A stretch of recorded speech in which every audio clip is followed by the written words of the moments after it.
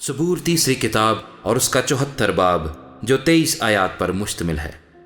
اے خدا، تو نے ہم کو ہمیشہ کے لیے کیوں ترک کر دیا؟ تیری چراگاہ کی بھیڑوں پر تیرا قہر کیوں بھڑک رہا ہے؟ اپنی جماعت کو جسے تو نے قدیم سے خریدا ہے، جس کا تو نے فدیہ دیا تاکہ تیری میراث کا قبیلہ ہو، اور کوہ سیون کو جس پر تو نے سکونت کی ہے یاد کر۔ اپنے قدم دائمی کھنڈروں کی طرف بڑھا، یعنی ان سب خرابیوں کی طرف جو دشمن نے مقدس میں کی ہیں۔ تیرے مجمع میں تیرے مخالف گرجتے رہے ہیں، نشان کے لیے انہوں نے اپنے ہی جھنڈے کھڑے کیے ہیں۔ وہ ان آدمیوں کی مانند تھے جو گنجان درختوں پر کلہاڑے چلاتے ہیں، اور اب وہ اس کی ساری نقشکاری کو کلہاڑی اور ہتھوڑوں سے بالکل توڑے ڈالتے ہیں۔ انہوں نے تیرے مقدس میں آگ لگا دی ہے، اور تیرے نام کے مسکن کو زمین تک مسمار کر کے ناپاک کیا ہے۔ انہوں نے اپنے دل میں کہا ہے، ہم ان کو بالکل ویران کر ڈالیں۔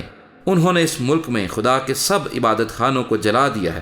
ہمارے نشان نظر نہیں آتے، اور کوئی نبی نہیں رہا، اور ہم میں کوئی نہیں جانتا کہ یہ حال کب تک رہے گا۔ اے خدا، مخالف کب تک تانا زانی کرتا رہے گا؟ کیا دشمن ہمیشہ تیرے نام پر کفر بکتا رہے گا؟ تو اپنا ہاتھ کیوں روکتا ہے؟ اپنا دانا ہاتھ بغل سے نکال اور فنا کر۔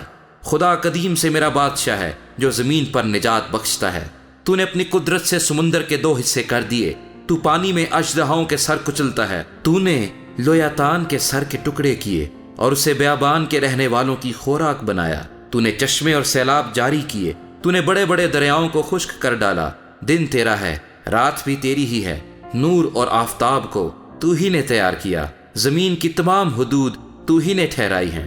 گرمی اور سردی کے موسم تو ہی نے بنائے۔ اے خداوند، اسے یاد رکھ کہ دشمن نے تانا زنی کی ہے، اور بے وقوف قوم نے تیرے نام کی تکفیر کی ہے۔ اپنی فاختہ کی جان کو جنگلی جانور کے حوالے نہ کر۔ اپنے غریبوں کی جان کو ہمیشہ کے لیے بھول نہ جا۔ اپنے عہد کا خیال فرما، کیونکہ زمین کے تاریک مقام ظلم کے مسکنوں سے بھرے ہیں۔ مظلوم شرمندہ ہو کر نہ لوٹے، غریب اور محتاج تیرے نام کی تعریف کریں۔ اٹھ اے خدا، یاد کر کہ احمق دن بھر تجھ پر کیسی تانا زانی کرتا ہے۔ اپنے دشمنوں کی آواز کو بھول نہ جا، تیرے مخالفوں کا ہنگامہ برپا ہوتا رہتا ہے۔